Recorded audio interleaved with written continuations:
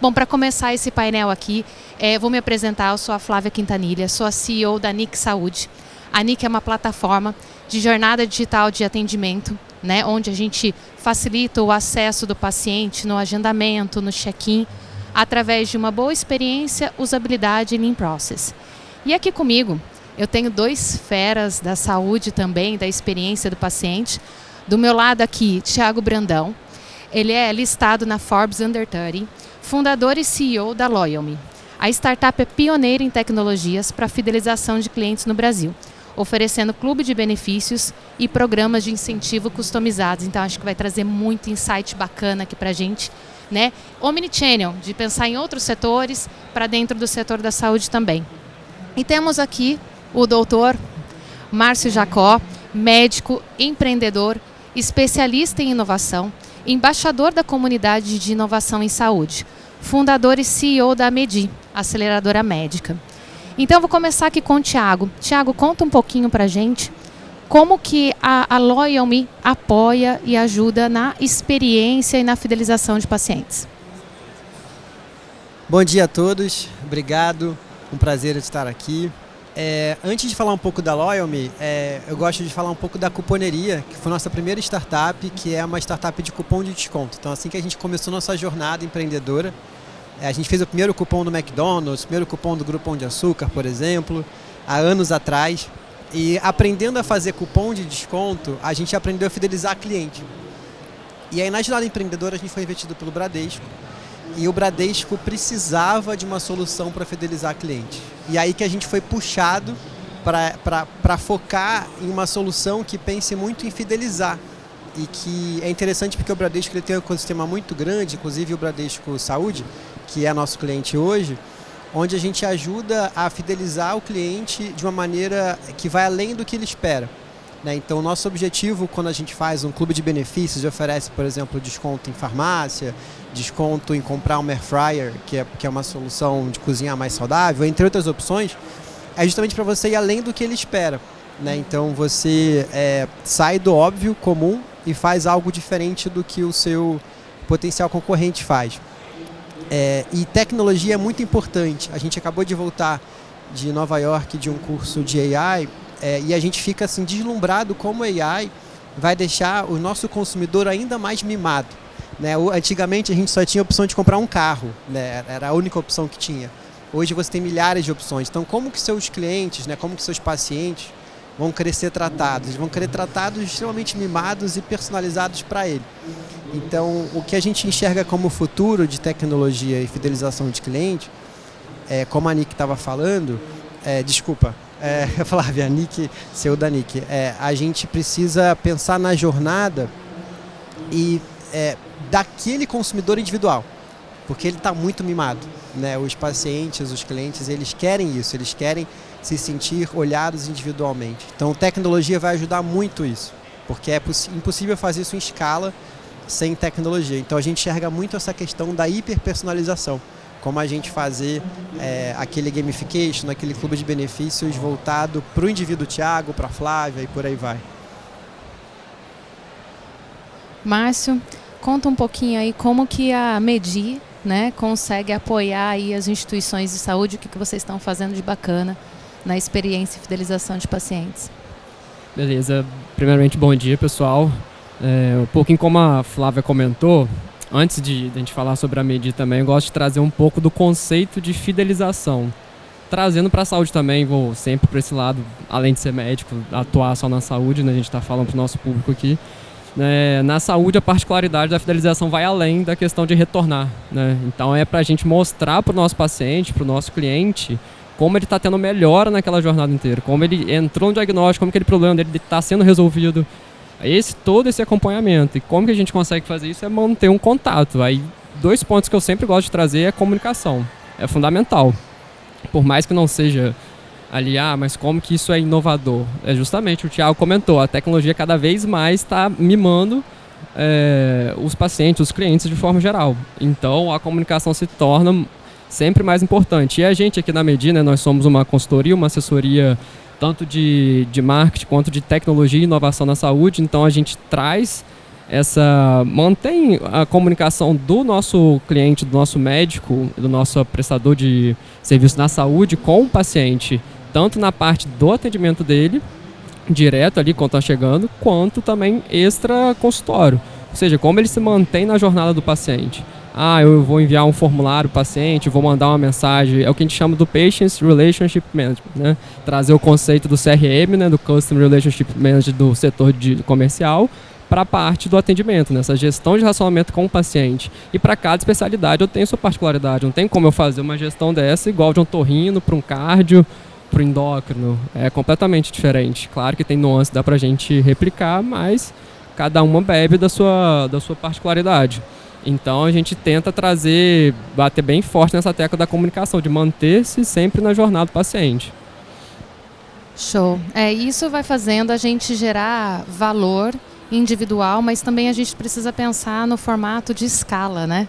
Então a gente olhar para o paciente com empatia, mas entender a necessidade do todo para poder ter ações dentro das instituições que gerem o valor para o todo. Para acrescentar aqui para vocês, eu acho que para tangibilizar algumas coisas para que a gente saia já com ações reais para o dia a dia, né?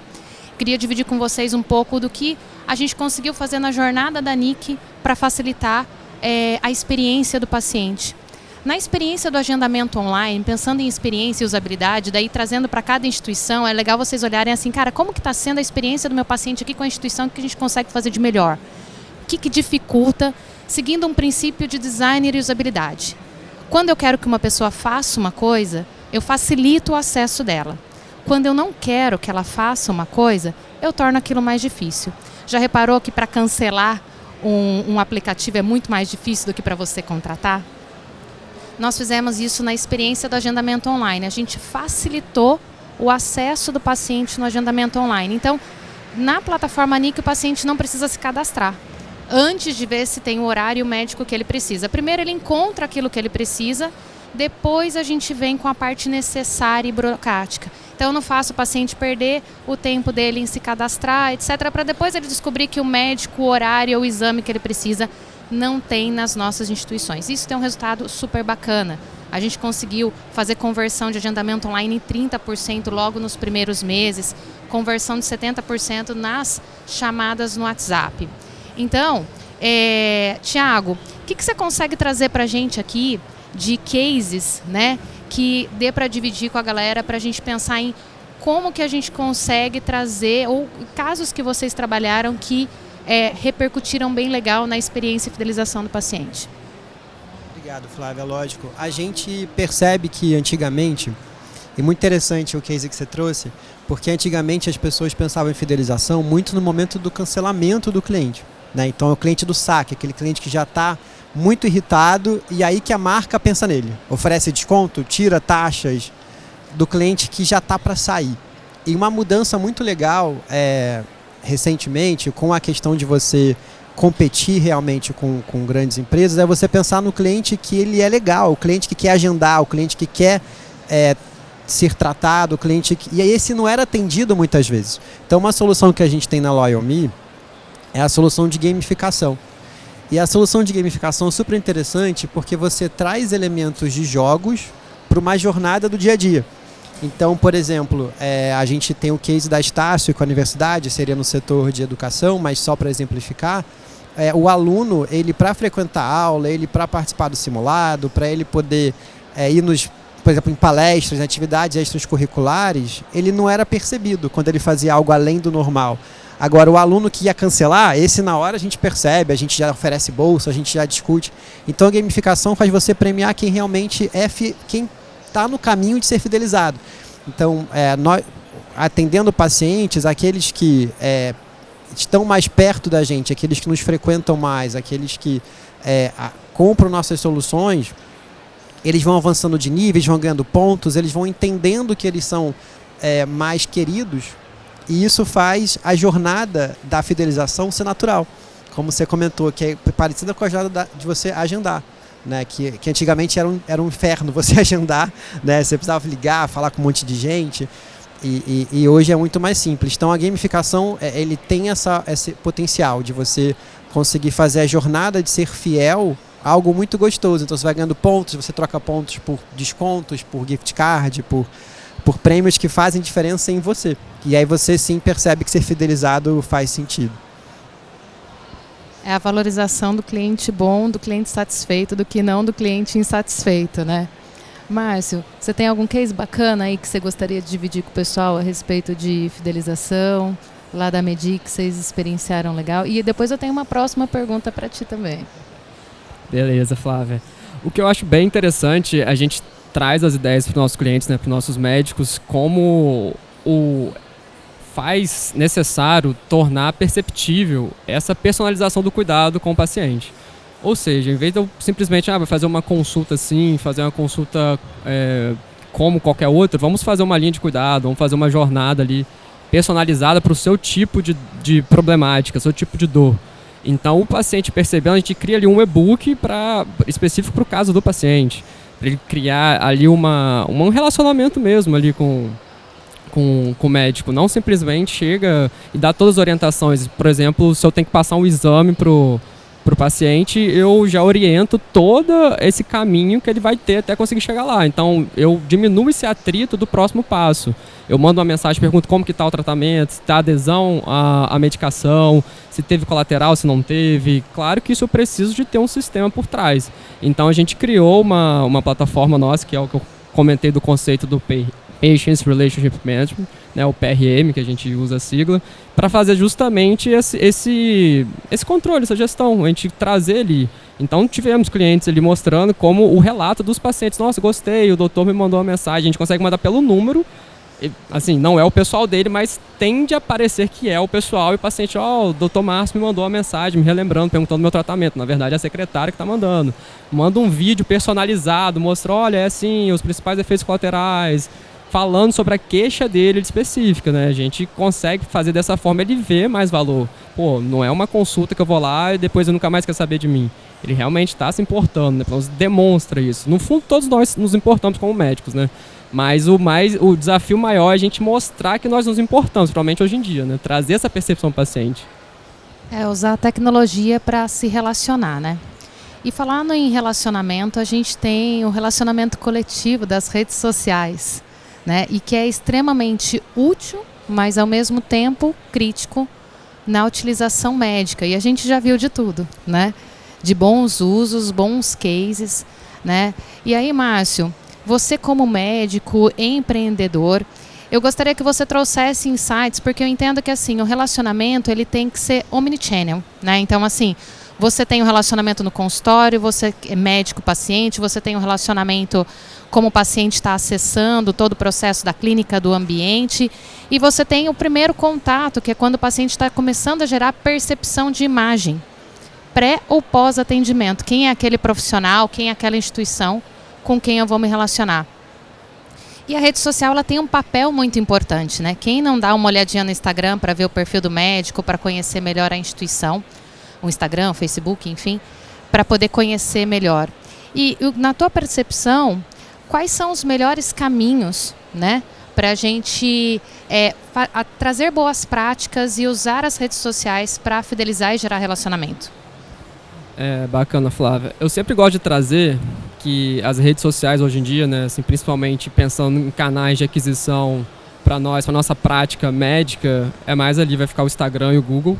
Claro, cada rede vai ter sua particularidade, né? Se eu pensar no LinkedIn vai ser algo mais corporativo, a nível de gestor, de um B2B, de empresarial, mas pensando a nível de prestador, de clínica, de contato com o paciente, né? O consumidor, o cliente comum ali, né? Que vai consumir o serviço de saúde, ele vai estar procurando mais ali, vai estar mais no Google, no Instagram. A gente gosta sempre de dizer que é a extensão da relação médico-paciente. Então, como o médico profissional de saúde, na verdade, né, se porta nas redes, é uma extensão de como ele é ali na relação médico-paciente. Porque se for diferente, se o paciente vê ele na rede de uma forma, chega no consultório, nossa, mas achei que o médico, o Dr. X era assim, na hora não é dessa forma. Ele perde toda aquela credibilidade, perde a autenticidade. Então, eu vejo que tem que usar dessa forma criteriosa, claro, e tentar encontrar a forma mais autêntica possível, né? Baseado sempre em evidência. Gosto bastante de bater nessa tecla para não cair naquela falácia de desinformação que a gente vê por aí afora. Então, a rede social, ela tem esses dois lados. Eu acho que, na verdade, é uma ferramenta e a ideia é de quem a usa, né? Deu voz para todo mundo e tentar encontrar o meio para a gente conseguir não necessariamente querer vender algo, mas um reforço de marca, um reforço da presença, de mostrar que o médico também está presente e trazer informação de qualidade. Com isso, acaba gerando, de consequência, ali, uma consulta ou uma indicação. É a vitrine, é como ele se mostra para a sociedade, né? E, cara, você falou uma coisa muito forte, né? A rede social é a extensão do consultório, é a extensão do relacionamento do profissional com o paciente. Cara, tem que ser muito bem tratada, né? Porque aquilo ali é um construtor de reputação. E quando a gente está falando relacionamento paciente com as instituições, ou quando a gente fala relacionamento clientes com a marca, né? A gente tem que pensar que qual é o principal fator que gera a relação de um paciente com uma instituição. E dentro da saúde existem vários aspectos, que são inclusive muito mais complexos de qualquer outra marca de consumo. Eu ousaria dizer que o aspecto confiança é o aspecto principal que faz com que você gere relacionamento e fidelização dentro de uma instituição. Você precisa confiar no profissional, você precisa confiar naquela instituição.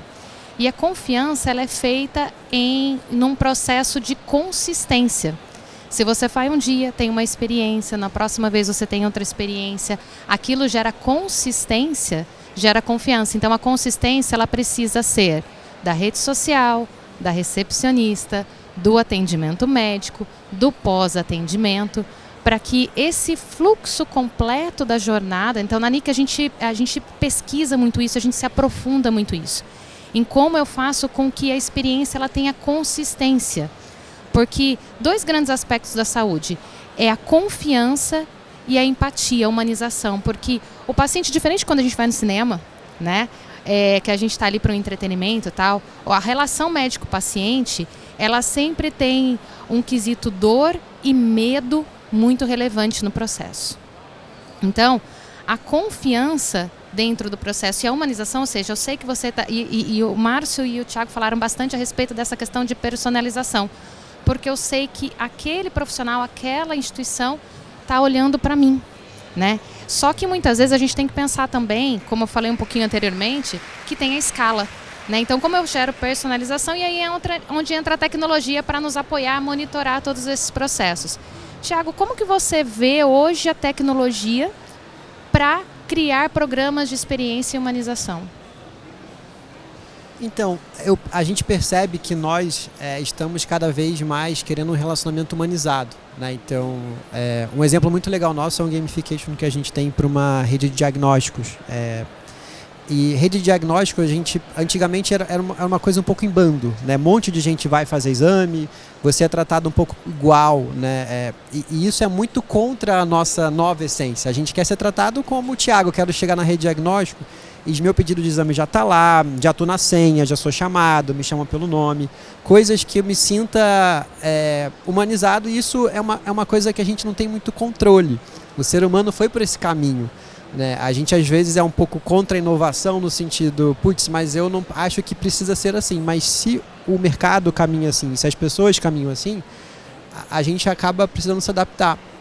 E a gamificação, nesse caso, é interessante, porque ela consegue massificar essa personalização, né? Então, como você comentou, é muito difícil você tratar cada um de nós individualmente de memória, né? de toque, mas tecnologia faz isso com milhares de clientes, né? Então, no caso dessa rede de diagnóstico, isso foi possível fazer com que elementos de jogos fizessem com que a experiência de você ir fazer o seu diagnóstico fosse sentido de forma personalizada, e isso faz você querer voltar lá e sempre escolher aquele, e aquilo diferencia você de um concorrente, de uma outra empresa.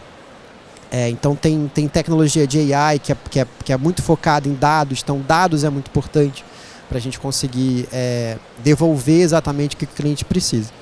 Então, sem dúvida, a tecnologia é o que vai nos ajudar, ela veio para ajudar a gente a combater esse desafio. E muitas vezes a estratégia de fidelização e esse cuidado empático vai do olhar no olho e falar, tudo bom? Bom dia, bem-vindo. Cara, quanto custa isso? E você tem uma plataforma por trás que está fazendo um trabalho operacional, que está garantindo sequência de processos, que está permitindo que você e a sua equipe olhe e fale com as pessoas. Então, a tecnologia ela tem que ser aliada, né? E às vezes parece até meio antagônico, porque assim, cara, eu quero contato humano, eu quero atendimento diferenciado, mas eu quero tecnologia em larga escala. Como que a gente coloca isso no contexto? E quando a gente está falando de tecnologia, a gente está falando de análise de dados, né? Então, Márcio, como que você vê hoje como que a análise de dados e como a coleta na questão de linha de cuidado do paciente, ou seja, você ampliar, o mercado médico ele é ultra especializado, né? Os especialistas, mas ao mesmo tempo exige uma necessidade do paciente de uma visão global da saúde, de um cuidado completo, né? Não é? A gente costuma às vezes dizer nos nossos mapeamentos, fala assim, eu não quero médico de pedacinho, eu quero médico de todo. A gente já ouviu muito isso de paciente. Ah, mas o médico só cuida de um pedacinho. Eu quero um médico que resolva legitimamente o meu problema. E como a tecnologia aliada em dados, né, consegue apoiar as instituições nesse processo? Bacana, Flávia. Então, quando a gente fala de dados, acho que tudo hoje em dia não tem como a gente não fazer baseado em dados, né? Na medicina a gente tem algo chamado que é baseado em evidência e que evidência, consequentemente, se entende baseado em dados. Então, essa visão holística que você complementou, né? Do médico que vê como um todo, era para, como nós médicos sempre fazemos isso, mas acaba especializando por complexidade, um assunto bem denso de se estudar, especializar. Porém, com ter essa interoperabilidade de dados, eu consigo, às vezes, ter informações do paciente de um colega médico que está atuando em tal área, conseguir acessar essas informações que me ajudam no meu diagnóstico tal. Às vezes eu sou um médico psiquiatra que eu estou atendendo uma demanda X, que eu tenho outros dados de outra especialidade que consegue me ajudar. Então, ou essa própria tecnologia já consegue me ajudar com esses dados sem eu precisar, na hora da minha consulta, perguntar essas coisas. Consigo ali ter um pré-formulário, um pré-atendimento. Isso aí, como um todo, ajuda bastante na hora do relacionamento com o paciente também, que ele percebe mais valor e percebe que está sendo cuidado de uma forma mais humana também, né? Acaba que é esse paralelo que você falou, né? Esse dilema. A tecnologia ajudando a humanização do atendimento. Eu acho que esse é o principal desafio hoje em dia. A gente, vamos investir em tecnologia, vai ficar tudo tecnológico, vai ficar tudo muito desumano, ninguém ali olhando olho no olho, mas justamente ao contrário, né? A gente investe para conseguir ter mais tempo para poder olhar no olho, para poder ter esse contato maior com o paciente, poder acolher ele maior, poder ter mais informações e com isso ter mais esses dados e conseguir ter um atendimento mais personalizado. Não, sem dúvida, né? E a aplicação da tecnologia, pessoal, trazendo aí para vocês um pouco da minha experiência na NIC, ela é um trabalho a 4 mãos. Né? Então, quando a gente vai fazer um processo de implantação, eu acho que o Thiago também deve ter muito, né? Imagina, o programa de fidelização está envolvendo toda a equipe de uma empresa e os pacientes. Né? Então, envolve uma mudança de mindset, porque a sua equipe ela precisa aceitar, entender, pensar em processos, mudar os processos para que a tecnologia ela seja um suporte, um apoio. Né? E não ela seja a solução milagrosa dos problemas. Vamos automatizar 100%. Agora, todos os pacientes vai ser que nem no aeroporto. Ninguém nem olha na cara dele. Ele chega, escaneia o QR Code, entra e está tudo certo. E, então, existem meios de caminho que a gente precisa fazer para gerar a humanização. Eu queria pensar agora um pouco, Thiago, queria que você trouxesse alguns insights para a gente. Na área da saúde, o que a gente pode fazer em processos, em programas de fidelização que a gente poderia pensar em iniciar, em começar hoje? É uma área super regulada, né? Então, assim, não é qualquer coisa que a gente pode fazer, né? Não é qualquer tipo de ação que pode fazer, mas para quem está querendo implementar e está querendo começar, quais seriam, assim, seriam legais ter os primeiros passos? Maravilha. Eu acho que isso pode variar muito para onde está a empresa ou, no caso, o serviço dentro do segmento de saúde, mas pensando em, por exemplo, uma seguradora ou uma clínica de diagnóstico, a nossa solução inicial para a federação de clientes é o clube de benefícios, que seria uma forma de você, por aquele paciente ou aquele cliente, te optar, te escolher, ele ganha coisas que estão além do que ele imaginava, né? Então, o próprio Bradesco Saúde, né, que a gente faz o clube de benefícios, você tem desconto em farmácia, em perfumaria, né, em coisas que não são, obviamente, remédios, que como você comentou, é um segmento muito regulado. Mas em alguns tipos de remédios pode sim fazer, então... e isso é interessante porque você vai além daquela relação inicial. Então você ganha um desconto no cinema, você ganha uma coisa que está fora daquele quadrado que você esperava. E ir além do que se espera, né, eu acabei repetindo muito isso, ele é muito importante para fidelizar. Então quando a gente escolhe um banco, uma empresa de telecom, qualquer escolha que a gente faz, quando a gente percebe que tem um benefício a mais, tem uma coisa além do que você contratou, você cria uma afeição maior, você tem mais dificuldade de cancelar aquele contrato. Então, eu acho que você oferecer benefícios é o primeiro passo. Seria uma coisa mais simples e é uma solução que você acaba indo além do que ele espera. E a gente está falando de benefícios, não é um mega programa, né? De repente, uma mensagem de pós perguntando se está tudo bem, que pode programar com a secretária, ou um receptivo diferenciado para o paciente. Porque, pessoal, experiência e fidelização está atrelada a valor. E quem gera a experiência e a fidelização é a instituição, são as pessoas que estão envolvidas. Então, eu vou insistir um pouquinho nessa tecla. É uma mudança de mindset. Porque se a tua equipe, se a tua recepcionista, se o teu profissional, se o teu técnico de exames, eles não entenderem que isso tem valor, eles não vão conseguir transmitir para o paciente, por melhor que vocês trabalhem as redes sociais, por melhor que vocês tenham um mega programa de benefícios. É uma coisa que ela precisa gerar valor de dentro para fora da instituição, para que isso envolva os pacientes. Porque o Márcio falou legal, falou assim, cara, tem que ter autenticidade.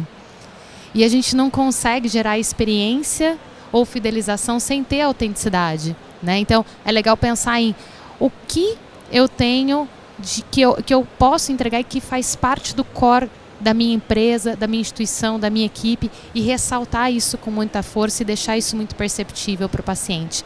Faz muito sentido. A gente está chegando aqui nos minutinhos finais. Eu queria saber se alguém aqui que está ouvindo a gente gostaria de fazer alguma pergunta aqui para os nossos painelistas. Temos alguém aí curioso para algum ponto? Acho que só completar um pouquinho que você comentou aí, Flávia, justamente exata essa ideia de que tem que vir de dentro para fora. Por quê? Não adianta realmente eu chegar ali na rede social, num canal de comunicação, que seja, trazer todo aquele glamour, aquela comunicação realmente de qualidade, e eu chego ali no atendimento, não ter aquela experiência, o meu profissional, o meu colaborador, a minha equipe não conseguir transmitir realmente um atendimento de qualidade. Então gera uma dissonância. Acaba gerando uma desconfiança até maior depois, nossa, mas na imagem ali, a vitrine era de uma forma, eu cheguei aqui não era nada daquilo, o doutor não é assim, ou a secretária, a equipe, a instituição não é dessa forma. Então, só complementando, realmente, já vi casos assim, né, que às vezes a gente cria ali, quando chega o problema estava onde? Estava na ponta da equipe. E aí a gente dá um treinamento, ou enfim, orienta pelo menos, tem que treinar, tem que ter essa mudança, senão não adianta. Porque aquelas são várias pontas, né, da gente identificar, a ponta está onde? Na geração da demanda que está chegando, na percepção que o paciente está tendo, ou na equipe que não está sabendo receber essa demanda que está chegando. E o problema anda, né? E o problema anda. O problema anda. Normalmente você identifica um ponto, você resolve, daí outro começa a gerar mais evidência, né? Total, com certeza. Bom, pessoal, para a gente encerrar aqui, eu queria fazer um convite para vocês, para a gente falar um pouco de visão de futuro. O que você acredita, olhando para daqui a 10, 15 anos, como vai estar aí, para onde a gente deve evoluir, para onde a gente deve mirar, onde a gente deve investir hoje, para gerar ações de experiência, fidelização e gerar valor no relacionamento médico e paciente?